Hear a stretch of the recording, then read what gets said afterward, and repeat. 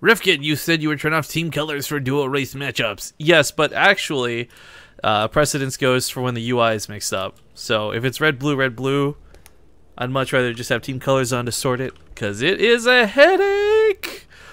But this time I can actually turn team colors off without too much issue, guys. So we will just go with the native colors, since the overlay actually grouped up the teams properly this time. So, welcome back to the Ting 2v2 Kappa Star League Qualifier. Spawning here on the leftmost bottom side of the map. It's going to be the barcode. The barcode. And his ally, Grackalackin.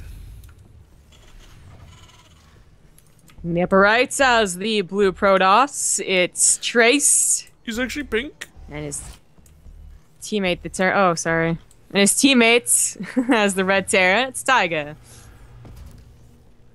Yeah, I forgot we had said we'd turn off team colors for the double race matchup. And it'll probably look better this time too. But again, like when it's mixed up and they're like interlaced, it's a whole nother can of worms, guys. But Tyga and Trace showed a pretty strong game one, although what I have to say about that first game really felt like it was two 1v1 players in the same game.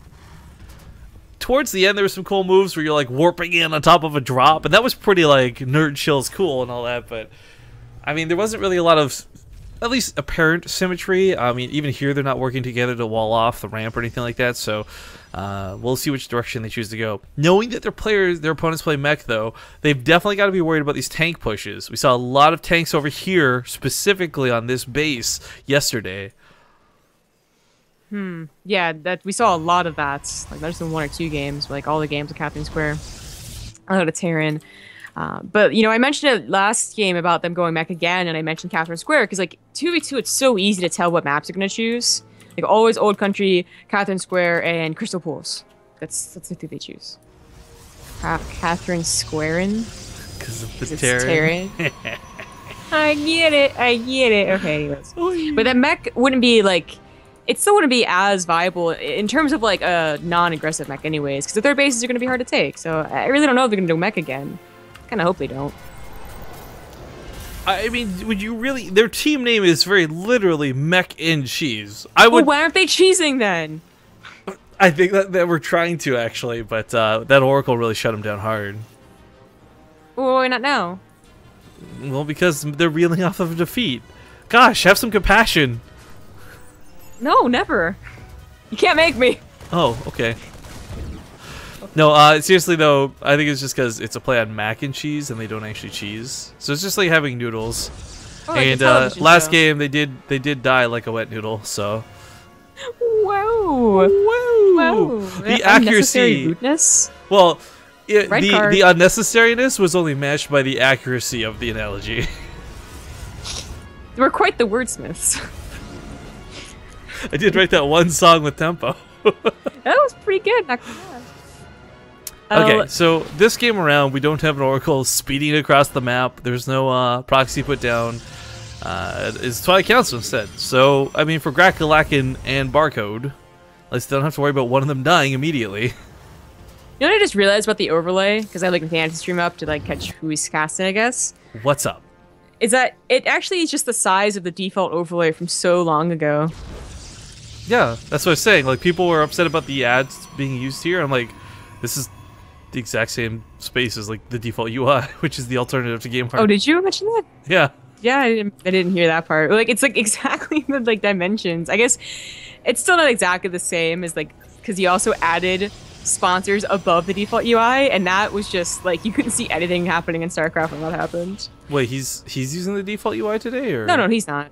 No, I'm just saying, like, you know, back in the day, you would be like, you know, default overlay and like two sponsors and like something on the top, and just be like so little space for. Yeah, stuff. You'd have the sponsors like the bottom left and the bottom right middle parts. No, when you said that for a second, I had this almost the blood drain from my face. I'm like, Nathaniel, he's better than that. Why would he use the default UI? No. I believed in you. You were the chosen one. Yeah. I mean, I get using the WCS overlay because you have to, but when you're doing your own thing, man, like, gosh. No, Afghanistan's better than that. Oh, brackets should be updated in the bot, by the way. Sorry, I see some friends of the channel like Poison getting timed out. That's just Nightbot being Nightbot Kazuna as sub. But if you guys want to see the brackets, type !brackets. Take a looky-loo. Make sure to type !Ting as well. while you're at it, click those links, guys. But here comes that first Banshee. Barcode in his way, but the turret's on the way. It's more than enough Marines to soak damage and keep this from touching those SCVs. Yeah, so far that's their job right now, soaking damage. And the missile turret's going to finish as the observer finishes too. Some of these idiot SCVs that are going on the... Why are you going to the backside of the mineral lines anyways? Because they're heavily oversaturated. I know, Like idiots. They're so dumb. Oh, you're the worst is though when you have the auto split and it does that anyways at the start of the game.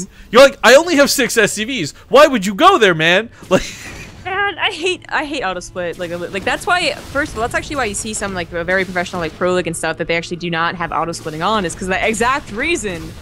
Stupid SCVs. I feel like the amount of on tilts that auto split can cause is not worth the time it saves you. Yeah, seriously. I love the feeling of splitting and getting into a game and thought I might be doing it. I mean, if they really wanted to fix like people like not being tabbed in immediately, they should just put a countdown like they do in the recover game. But I don't think that's just crazy talk. I think it was because there's a lot of instances where like the low league players try to split right away. They click behind the middle. I've seen so many gifs where people do that. They just leave the game because they like fucked up 3 times. But that isn't a good reason either. Like either don't do it or like learn to do it. Like this is exactly what StarCraft is. Oh, dude, I talked about not having synergy last game, but I take it all back because look at this. The medevacs will provide the vision for that blink. This drop's gonna deal a lot of damage, and if he gets up on that high ground, those stalkers are gonna go ham. Oh. There's a tank though. Maybe this can hold. I mean, Trace is gonna back away from this, right? But it's screwed. Yeah, that command center is gonna go down. There's just no way he gets that out alive. Stalkers should be able to blink, disengage if they want to. Watch out for that. What am I? Maybe taking a lot of damage. Trace is playing with fire, but doesn't quite get that Raven. However, I think the one weapon upgrade for Tyga still would have won him that fight if he decided to take it. Actually, yeah, he has combo shields too. Maybe. But once again, he's one basing it really hard. I mean, there's no expansion for him, and yeah, he kills his opponents, but I wouldn't say this exactly propels Tyga through the game. Well, it looks like our barcode already hit. Like, yeah, he starts the command center like immediately after that one dies, so yeah, he's actually still ahead in that regard. But Tyga is the one that has like the great control, and he's going to continue dropping throughout the rest of this game. That seems to be the Terran's job whenever they're paired up with someone else. Hey, do you just like drop a lot? Well, I mean, he's dropping to try and catch the Banshees, which I thought was kind of cool. Yes, that is cool. Nice, gets one even. Not bad. Tyga does start his own command center in the back. He's got those good upgrades that you pointed out. We actually Trace going for Immortals again, so must be feeling like it's going to be mech. I mean, he did see a tank, right? But it's actually going to be 1 bio and 1 undecided. Yes. Yeah, 1 undecided. It was like that kid in college. He's like still undeclared 3 years in. Like, I don't have a major. Oh, hey, Zombie Girl. Problem. What? Why? Why me? Oh, nothing. So, I mean, I really like the amount of tanks. I mean, it seems so silly, but I wish he was using them better, so to speak. Like, sitting at home defending because you're scared of playing stalkers, yes, that's a great move. But even better than that is sieging up your opponent's gas line or your opponent's main base. It just kind of sucks that these guys are playing so defensive. I understand because they're probably a little bit scared after those drops and that aggression, but I mean, if they play scared for the rest of the game, they're going to lose that game before it even gets too far in. So, starting to move out finally, like this move. Gonna use that tank spot right up earlier, and it could be really good. And before they just go up the ramp. Yeah, that would actually be very disappointing. I mean, really, I mean, the best part is that the north side actually hits the command center, as we learned yesterday. And unfortunately, Tyga did spawn on the north part, so he'll be able to lift technically, but still a lot of lost mining time. He transferred the SCVs without bringing the orbital with him. Well, you know. That's awkward. The patrolling Marines of Grackalackin did get picked off, and another command center is going to go down, but it's death push time, baby, and sadly, there's tanks, there's Immortals, there's everything waiting from the top of the ramp. Point defense drone, secret missiles, I mean, I don't know how he plans to use it. It's a point defense drone. That's actually makes no sense. There's like 3 stalkers. Why would you point defense drone? Oh no, running the tanks. No, stop. Just reposition. Just find somewhere else. Yeah, this is looking pretty bad. The Banshee actually do really nice. For a time. I mean, they'll clear the tanks, but that still doesn't give them a way to push. The Immortals, I mean, all this does is put this in range of the Immortals now, right? Yeah. I mean, even if they abuse the ledges that we were thinking of, either the north or south side, the Protoss really had a very good units against the tank pushes. Like, these Immortals can take a big beating, and the Colossus are very good against the amount of Marines they had. Walking down. No charge necessary. Almost done, but says, "What's up?" Oh, none of them would survive. Ooh. Now I can't really transfer as easily. You know, the counterattack's happening, so we just, I mean, forget transferring. Let's just try and actually hold the game. 1 tank, 1 Banshee, handful of Marines. Yeah, there was a small drop from Tyga while this was going on. I tried to showcase it for just a moment. It really didn't get a lot done. It was cleaned up pretty quickly, actually. But Tyga aside for the moment, I really think Trace might be at this position where he can push. It's not a lot of upgrades. It's not a hell of a lot of units, but if he can shut down that third, it'll definitely put him and Tyga way ahead. Yeah. Also, look at the resources lost for the other team, by the way. It's almost even. Like, both... Ugh.